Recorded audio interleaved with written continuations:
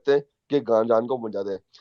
जाहिद भाई, आपके बारे में मैंने कुछ सुना है, वो ये सुना है कि आप लोग जाते हैं स्पेसेस में, नीचे बैठते हैं, लोगों की रिकॉर्डिंग करते हैं, उसको लीक आउट करते हैं और फिर ब्लैकमेल करते हैं। You are known as a goon, a gang of goons, गुंडे हैं आप लोग। आप लोग ब्लैकमेलर्स हैं। आप लोग लोगों को परेशान करते हैं, कॉल रिकॉर्डिंग करते हैं बाकायदा तौर पे प्लान करके, और आपका पूरा गैंग बना हुआ है। आपको कमांडो भी कहते हैं, ब्लैकमेलर कमांडो भी कहते हैं। सर, सर ये क्या चक्कर है? यार मैं तो पहले परेशान हो गया हूँ। आप किसकी बात कर रहे हो? कोई जरा स्पेसिफिक बताओगे किसने बात कर दी ये? सर, पता नहीं एक किसने आवाज हमारे हमारे बारे बड़े में यार। मोजिस स्पेस बनती है अफजल साहब की, उधर एक अच्छा। तारिक अहमद है फ्रॉडिया, जिसको मैंने एक्सपोज किया था, फ्रॉडिया है। सर उसकी मैं बात कर रहा हूँ। वो कहता है कि आप ब्लैकमेल करते हैं, सबको ब्लैकमेल करते हैं, और उनकी रिकॉर्डिंग करते हैं, उसकी रिकॉर्डिंग करते हैं, फिर रिकॉर्ड करते हैं, बंदा सो जाए स्पेस पे तो उसकी रिकॉर्डिंग करके लीक करते हैं सर। अच्छा, पहली बात ये कि जो खराटे मार के सो रहे थे ना, उस वक्त मैं था ही नहीं। वो तो ना उसमें मैंने कोई लीक आउट की है। वो वहां पर मरियम बैठी हुई थी, खदीजा थी वहां पे, और बहुत सारे लोग बैठे थे जो आ रहे थे और वो एंटरटेन हो रहे थे खराटों से। कि भाई ऊपर लिखा हुआ था कि जी आपका पता नहीं कोई एक बड़ा सेंसिटिव टॉपिक लिखा था, नीचे सो रहे थे, कहते इसके बारे में क्या ख्याल है। तो that was really really funny.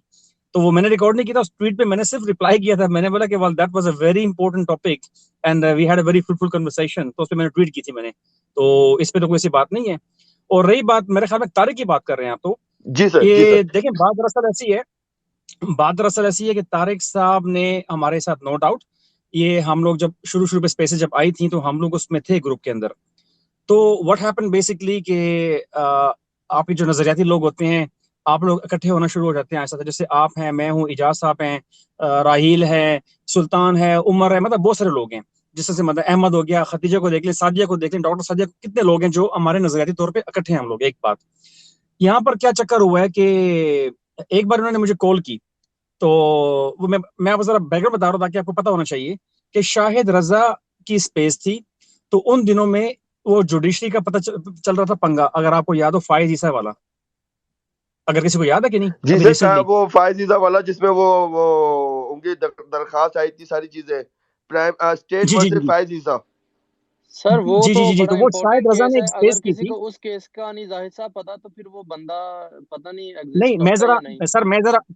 मैं जरा अफर्मेशन ले रहा हूँ ना कि लोगों को याद है भी कि नहीं, क्योंकि हमारी मेमोरी बड़ी शॉर्ट होती है। तो मुझे इसलिए कि ये बैक ऑफ द हैंड मुझे याद है चीजें। तो वहां पर एक बात हो रही थी, जो शायद रजा ने पहले स्पीकर दिया था इनको। तो इन्होंने, आपको पता है शायद रजा की स्पेस जो है बड़ी स्पेसिफिक होती है, टारगेटेड होती है। वो आधा घंटा 2 घंटे बैठ के बात करते हैं, निकल जाते हैं वहां पे। उन्होंने बड़ा सेंसिटिव इशू था कि भाई इस ये काजी जो काजी फाइज ईसा वाली गाय जबा कैसे कर रही है, इसकी ये बात हो रही थी इस पे ना, क्या कैसे करना चाहिए। तो खालिद, सॉरी, स्पीकर मिला था उस वक्त उनको, तारिक को। तो तारिक ने बात की थी, उसने बोला कि देखिए तारिक जी अहमद इसका जंजुआ तो जो एक है। ही, तारिक अहमद जो चश्मे पहनते हैं, क्लासेस जो शिकागो में रहते हैं, न्यूयॉर्क वाले, शिकागो जो अमेरिका में रहते हैं। उन्होंने बात की थी कि भाई देखें जी, मैं तो इस बात का हामी हूँ कि आप लोग, मैसोलिनी वाला काम होना चाहिए पाकिस्तान के अंदर। और यहाँ पर जब तक ब्लड बात नहीं होगा, जब तक निज़ाम बदलेगा नहीं, तब तक ये अदालत के अंदर रिफॉर्म्स नहीं हो सकते, जुडिशल रिफॉर्म नहीं हो सकती। और मैं जब तक, जो फ्रेंच रेवोल्यूशन वाला, मुझे उसने बार बार वो एम्फसाइज कर रहे थे, फ्रेंच रेवोल्यूशन और मैसोलिनी की बात कर रहे थे। अब क्योंकि मुझे तो, मैंने इनके बारे में थोड़ा पढ़ा हुआ था, मुझे पता था कि मैसोलिनी, और मैं तारिक साहब की बात पे हम बात कर रहे थे। हमें पहले पहले हमने बाल्कनाइजेशन की बात की थी, वहां पर भी इन्होंने बात ब्लड बात की बात की थी।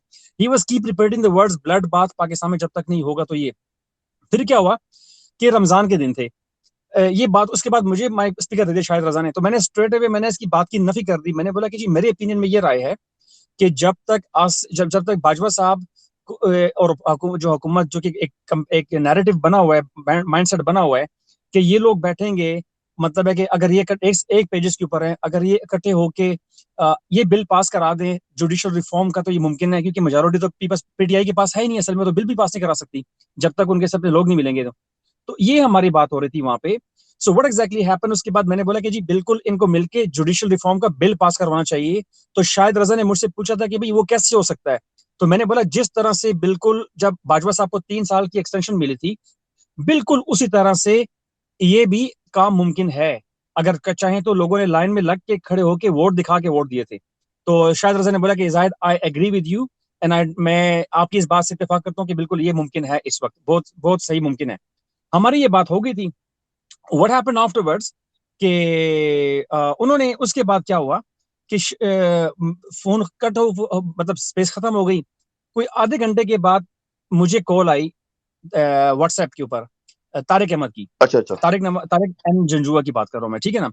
तो मुझे कहते हैं technically you guys are Zahid so Zahid close, you are guys so close कि आपकी व्हाट्सएप पे बातचीत होती थी। जी बिल्कुल। तो मुझे वो बार बार ये कह रहे थे कि देखें जाहिद जाहिद जाहिद, मैं रिपीट कर रहा हूँ उनके लफ्ज। अरे बाबा आप मेरी बात सुनो, जाहिद आपके पास कुछ लोग ऐसे हैं जिनको आप पकड़ के ला सकते हो, मुझे पता है, यू कैन डू इट। उसने इस तरह से कहा था मुझे, यू कैन डू इट। मैंने बोला सर किसकी बात कर रहे हैं? अब on the time I was not expecting anything कि वो अभी इसके मुंह से क्या आने वाला है।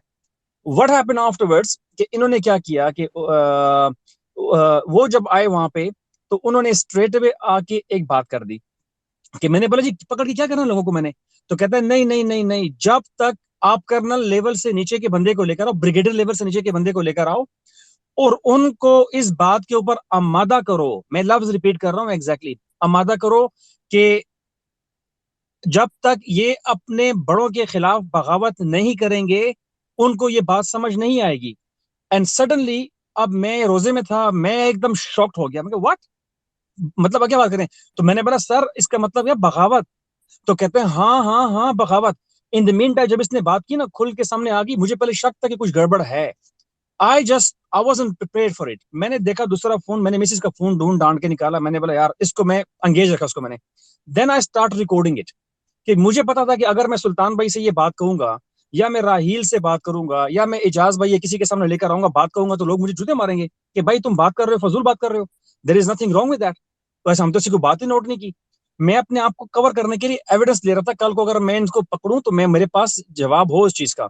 वरना सबको मेरा पता है कि मेरा अफवाज पाकिस्तान और पाकिस्तान के हक में मेरा स्टांस कैसा, मैं किसी को एक सेकंड बात करने छोड़ू नहीं, ये सबको पता है इस चीज के बारे में। वहां पर क्या हुआ कि what happened next after that कि इन्होंने क्या किया कि उन्होंने कहा कि जी जब तक ब्लड बात नहीं आएगा हमारे मुल्क में ये मामला सुधर नहीं सकते। तो मैंने उनसे बार बार फिर मैंने रिकॉर्डिंग करने के बाद आई वाज थिंकिंग कि यार अब मैं कंफ्यूज था कि यार मैं एक बात करूं किसी को कि ना करूं। क्योंकि अगर मैंने बात नहीं की मिसाल के तौर पे, तो कल को मतलब है कि कोई ऐसी चीज हो जो कि मुझे पता नहीं है, मुझे पता हो, को पता ना हो। मैंने सिर्फ और सिर्फ इमीडिएटली मैंने विद इन 5 मिनट के अंदर मैंने सुल्तान को एसएमएस किया। मैंने कहा सुल्तान भाई मैं 3-4 रिकॉर्डिंग्स भेज रहा हूँ, ये जरा सुन लो जरा उसको। और ये फोन कॉल रिकॉर्डिंग नहीं थी, ये मैंने व्हाट्सएप के ऊपर अपने मिसेज के नंबर से ऑन करके अपने आप को मैं भेज रहा था, रिकॉर्डिंग जो मैं बात कर रहा था मैंने वो फॉरवर्ड कर दी सुल्तान को। सुल्तान ने ये बात सुनी, सुल्तान भी शॉक्ड हो गया कि भाई ये क्या हो गया, व्हाट्स हैपनिंग। सुल्तान भाई, इज करेक्ट जो मैं कह रहा हूँ? मेरी बात है जी। तो मैं ये कह रहा हूँ कि देखें ये बात हमारी हुई थी। उसके बाद मैं बैठा रहा, हमने इससे बातचीत की, मौके मुनासिबत को समझने की कोशिश की, समझाने की कोशिश की। फिर उसके ऊपर हमारा थोड़ा सा इख्तलाफ शुरू हो गया बातों पे।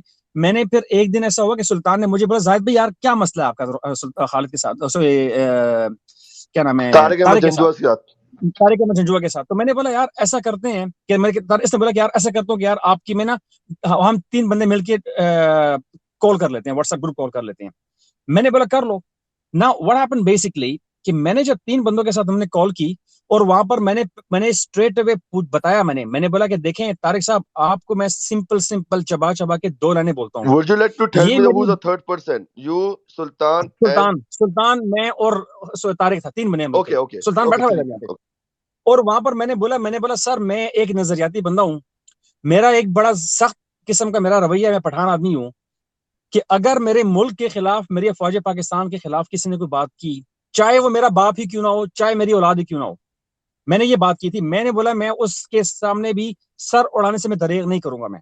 मैं इतना सख्त जान हूं अपने उस मुल्क के, अफवाज पाकिस्तान और मुल्क को लेके। ये हमारी हुई थी बातचीत उसके साथ।